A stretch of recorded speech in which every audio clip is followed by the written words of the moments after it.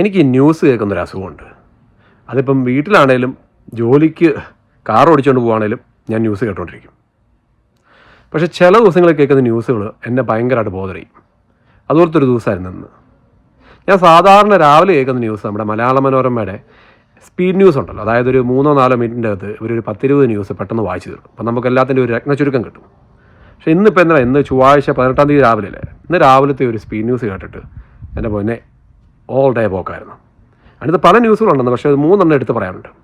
ആദ്യത്തത് നമ്മുടെ ആലപ്പുഴയിലെ കരുവാറ്റയിൽ ഒരു 13 വയസ്സുള്ള കൊച്ചുമോൾ വല്യപ്പനെ അവളുടെ പ്രായപൂർത്തിയാകാത്ത കാമുകൻ്റെ 2 കൂട്ടുകാരും കൂടി വല്യപ്പനെ തട്ടിക്കളഞ്ഞു.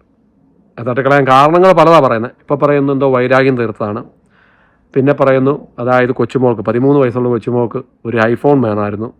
16-17 വയസ്സുള്ള കാമുകനൊരു ബൈക്ക് വേണമായിരുന്നു. അപ്പം എനിവേ വല്യപ്പനെ തീർത്തു. പിന്നെ രണ്ടാമതൊരു ന്യൂസ് കേട്ടത് സ്വന്തം ഭാര്യയുടെ കിടപ്പുറ ദൃശ്യങ്ങൾ പകർത്തി പുറത്തു വിട്ട ഭർത്താവ് ഇപ്പം കസ്റ്റഡിയിലുണ്ട്. കസ്റ്റഡിയിലായി കഴിഞ്ഞപ്പം ഈ ഭാര്യ ഒരു പുതിയ ന്യൂസ് കൂടെ വിട്ടേക്കുന്നത്. അതായത് ഇവർക്കൊരു 4 വയസ്സുള്ള പെൺകുഞ്ഞുണ്ട്. ഈ പെൺകുഞ്ഞിനോടും ഈ ഭർത്താവ്, അതായത് അച്ഛൻ, ഒരു ലൗകിക ചുവയോട് കൂടിയാണ് പെരുമാറിക്കൊണ്ടിരുന്നതെന്ന്. അപ്പോൾ ഇതിനു മുമ്പ് എന്തുകൊണ്ട് പറഞ്ഞില്ല എന്ന് ചോദിച്ചപ്പം അമ്മയ്ക്ക് പേടിയായിരുന്നു, ഈ സ്ത്രീക്ക് പേടിയായിരുന്നു. അതായത് ഈ കെട്ടിയവൻ ഇവളെ ഭീഷണിപ്പെടുത്തി, അതായത് പുറത്ത് പറഞ്ഞ് നിന്നെ കൊന്നുകളയുന്നു. അപ്പോൾ കസ്റ്റഡിയിലായപ്പം ആ സ്ത്രീക്ക് ഇച്ചിരി ധൈര്യം വന്നു. അപ്പം അതാണ് രണ്ടാമത്തെ ന്യൂസ്.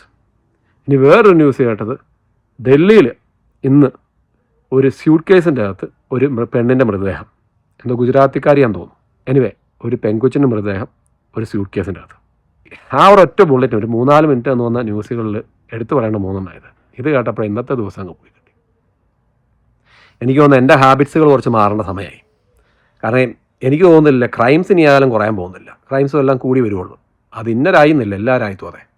അതുകൊണ്ട് ന്യൂസ് തുറന്നാൽ ഇതേ കേൾക്കാറുള്ളൂ. അതുകൊണ്ട് ഇനി ന്യൂസ് കാണുന്നത് ഞാനങ്ങ് കുറയ്ക്കാം, അതേ നല്ലതുള്ളൂ. അല്ലെങ്കിൽ ഈ ന്യൂസ് ചാനലുകാർ എല്ലാ ഈ കൊലപാതകവും അവിഹിതവും അല്ലെങ്കിൽ ഈ നാച്ചുറൽ ഡിസാസ്റ്റേഴ്സൊക്കെ പറയുന്നതിനിടയ്ക്ക് കുറച്ച് നല്ല ന്യൂസുകളും വായിച്ചു കഴിഞ്ഞാൽ നമ്മളെക്കൂട്ടുള്ള സാധാരണക്കാർക്ക് ഈ ലോകത്തിൽ ചില നല്ല കാര്യങ്ങളെങ്കിലും നടക്കുന്നുണ്ടെന്നും അത് മാത്രമല്ല ഈ ജീവിതത്തോട് തന്നെ ഒരു ഹോപ്പെങ്കിലും കിട്ടും. എനിവേ ലോകത്തിൻ്റെ പോക്ക്